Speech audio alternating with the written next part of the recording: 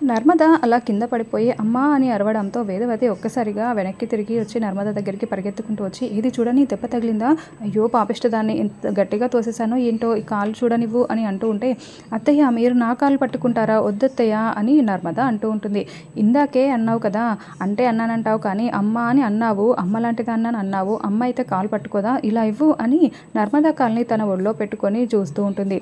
ఏ Valli oil తీసుకురా మర్దన చేద్దాం అని అంటూ ఉంటే, ఇంకా వల్లి వెళ్ళి ఆయిల్ తీసుకొచ్చి ఇస్తూ ఉంటే వేదవతి నర్మద కాలికి మర్దన చేస్తూ, అయ్యో పాపిష్టదాన్ని, ఎంత గట్టిగా తగిలిందో ఏంటో, నేను నెట్టేయడం వల్లే ఇలా జరిగింది అని అంటూ ఉంటుంది. ఇంకా అత్తయ్య ఇంత ప్రేమ పెట్టుకొని ఎందుకు అత్తయ్య నన్ను ఇలా దూరం పెట్టారు అని అంటూ ఉంటే, ఇంకా మీరు ఇలా ఇంట్లో నుంచి వెళ్ళిపోతే నాకు కోపం రాదా, మిమ్మల్ని నేను ఎంత ప్రేమగా చూసుకుంటున్నాను అని వేదవతి అంటూ ఉంటుంది.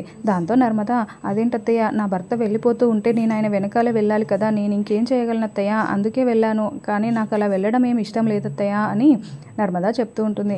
ఇంకా వాళ్ళి ఊరినాయనో వీళ్ళిద్దరూ మళ్ళీ కలిసిపోయారు, ఇప్పుడు మళ్ళీ నా పరిస్థితి ఏంటో అని అనుకుంటూ ఉంటుంది. ఇంకా నర్మద వేదవతి అలా ప్రేమగా మాట్లాడుకుంటూ ఉంటే ధీరజ్ ప్రేమ చాలా సంతోషంగా చూస్తూ ఉంటారు. మా అమ్మ బంగారం అని ధీరజ్ అనుకుంటూ మురిసిపోతూ ఉంటాడు.